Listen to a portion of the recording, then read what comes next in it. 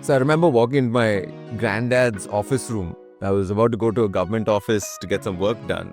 And just before I left, he gave me his visiting card, which said ECP Prabhakar IAS retired. He said, you show this at the office and you'll get your work done. We all have that, either an uncle who, when you want to get some work done at the police station, you say, use my name, I have pull, I have influence. In India, when we say the word influence, it either comes with this whole connotation of position or power. In the workplace, that has dramatically changed. Influence is no more just about hierarchy or position, and it's almost in this new age where it's so much more, and we'd love to unpack that today. Yeah, that's very unfortunate, right? Like when you think about influence, the first thing that comes to our mind is who can I call? Who is on my speed dial? It could be a politician or it could be a cop. Yeah. But true influence is not really about pulling the strings. Yeah. And I think the best definition I've heard of influence is this. Influence is your ability to know what you care about and help others care about it too. Wow, that's deep. Yeah, and I love how simple that is and how that is something that each one of us can exhibit or grow into. Nice. Yeah. And I love that because today influence is so much more and it should be so much more, right? Today we work in teams where it's not just about listen to the oldest person or the most senior person in the room. It's about how can we actually create a space where people are willing to listen to you because of your skills, not just because of who you know or why you're there, right? So I think building that skill set, how do people actually build that skill set within themselves, right? How can I create influence even if I don't have the title or the badge per se? Yeah, I think looking at influence like a skill is very useful because I think we tend to live with this case. Some people are just born charismatic and they have it in them. People tend to gravitate. One research that I found extremely useful is by Dr. Susan Fiske. She's a professor at Princeton University.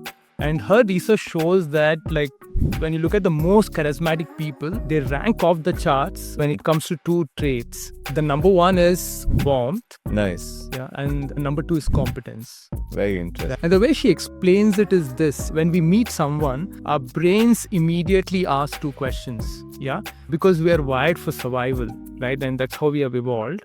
Can I trust you? That's warmth. Yeah. Because it's, can I trust you? Are you going to be my friend or are you going to be my enemy? And warmth really plays up there. And the second one is, can I rely on you? Which is competence, right? Nice. Are you capable of helping me or harming me? And when I signal out saying, hey, you can trust me and you can rely on me, people tend to gravitate towards me. And think of warmth. When I send out those warm signals, I'm saying, hey, I'm likable, I'm trustworthy, I'm collaborative.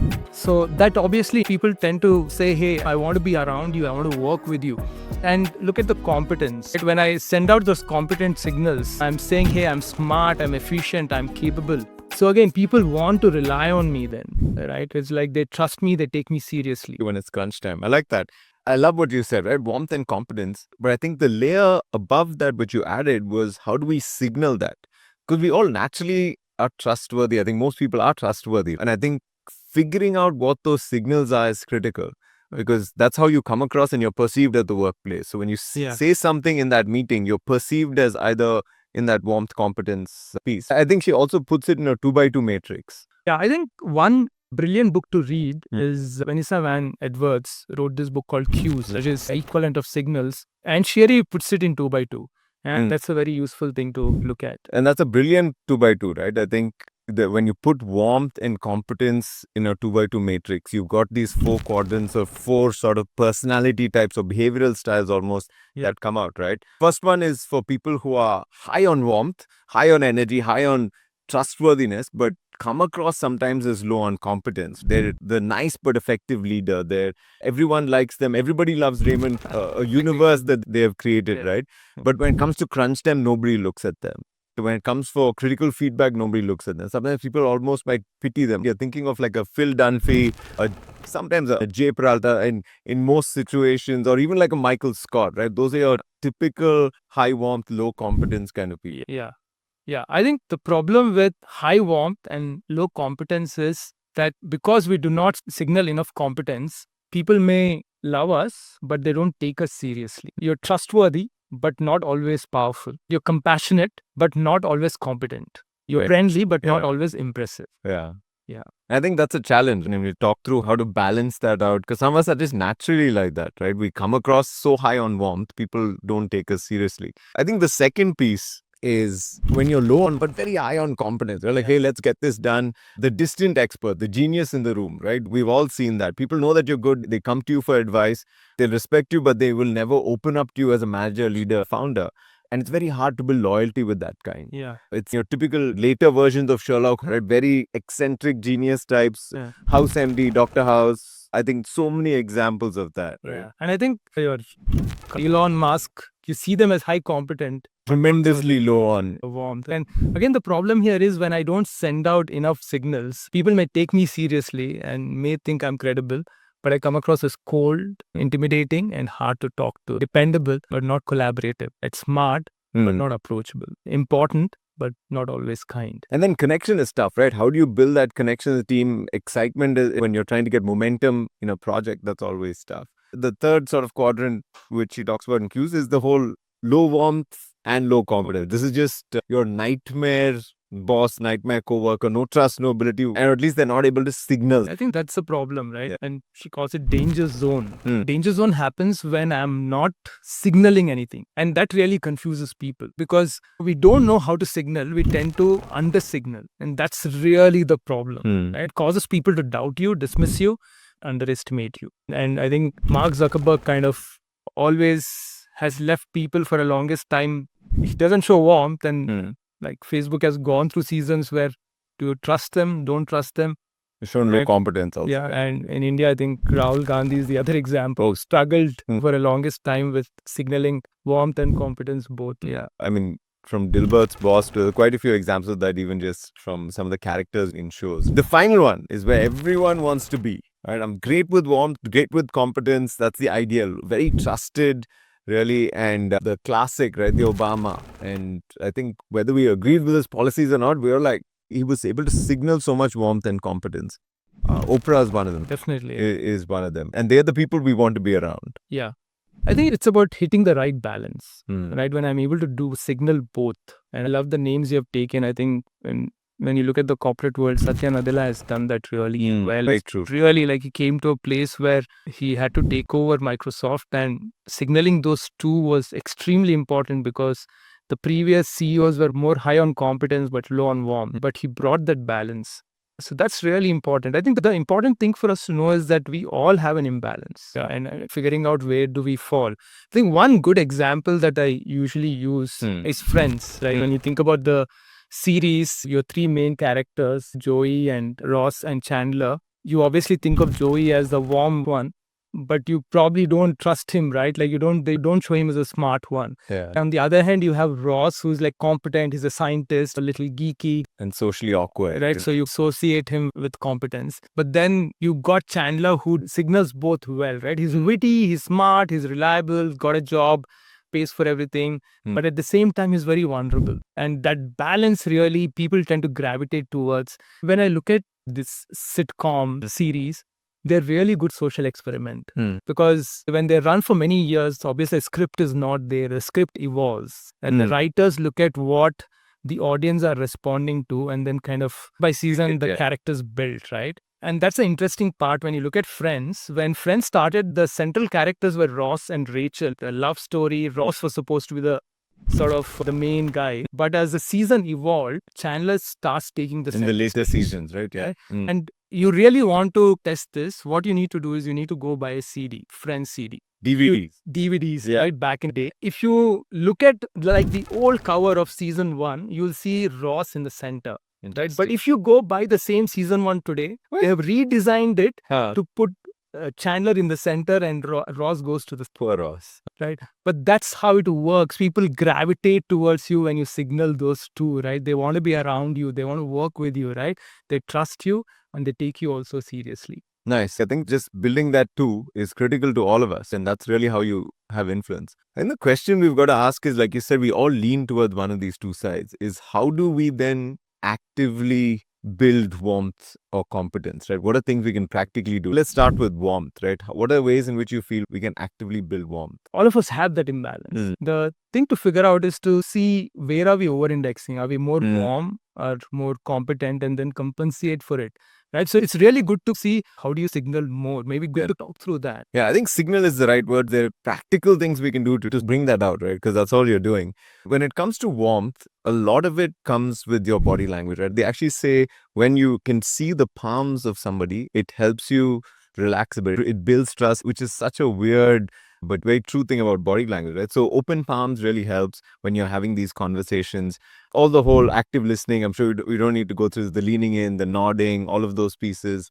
A lot of what you said, like initially about psychology, human psychology, right? You need to come across as not a threat. And what are simple ways you can do that is just the standard thing of genuinely smile, create eye contact. Physical touch helps. A handshake, a hand on the shoulder. Yeah. I think a lot of those actually are physical cues you can do and practice intentionally every day. Very true. I think the physical was one. The second one is actually in language, right? The words we use, rather than saying I, moving it to more collaborative words, Yep. using we, not using us and them, or they say this. It's a, hey, you need to fix this. You say, hey, how can we improve this? And a lot of times that invites people into that space of warmth. Very nice. Word together is magic, and it turns an order into action invitation. And I think you want language which enables that. Yeah. I love what you shared. I think just talking about the language, one of the simplest things we can do is if you just go look at your email that you've sent and then figure out, are there any warm signals in that? Is there a good balance? The chat GPT would do that for you. Give a script and say, hey, are there warm signals in it? It will tell you. And just sprinkling those words, I love the word you use. Instead of saying, we need to solve this problem, if you're able to say, let's figure this out together, it completely changes the equation. And even with the whole physical body language you talked about, they say that the eye contact, smile, and touch together are what they call a trust bomb. When you're able to do those simple things, right, you release the oxytocin in another person, right? And once you release that, you build trust and connection. And that lowers the anxiety. It enhances the interaction you have with them. Yeah. Right? And that's the beautiful thing about warmth signals. Such a practical thing to do and so simple to do if you do it consciously. Let's talk about competence. I love that. Yeah, I think with the competence side, when you think of there's content to it, right? A lot of it is, hey, can I trust what this person is saying? And there you want to use data, right? You want to use data, you want to use graphs, you want to be able to visually present what you're saying as competent. The second thing is just in the choice of words. A lot of times we start by saying, I think doesn't show competence. It shows almost not fully committing to it. So they say, hey, don't try, I recommend or I suggest. That is definitely one that people say instead of using I think. The other thing is using very crisp language. Instead of saying thing, say progress. Yeah. You obviously want to use industry-specific jargon without going overboard. A couple of things with language that you do really well is when someone asks us a question, even if you don't have an answer, you start by saying 3 things. Then you figure it out. When you're able to structure your points and thoughts for that first, second, third, you're giving people that journey. Okay, he's talking about the first thing, second thing, third thing. And a lot of times you can say 3 things and only say 2 and nobody minds it. Very true. And nobody listens after that. Yeah. A couple of other things that help is, especially with competence, in your tone of speech, in your speed of speech, is either going slightly on the faster side or slowing it down. Both. When you just speak in your normal role, you tend to lose people. But if you're able to speed up and slow down and speak clearly at a measured pace, people tend to trust you a lot further. Don't end sentences with a question, end it with a statement. You want to end with a bang, don't mumble, don't trail off, close your sentences. Those are things that really help with competence. Yeah. Anything else you're thinking of with competence? I think a couple of things. Again, when you think about the language, right?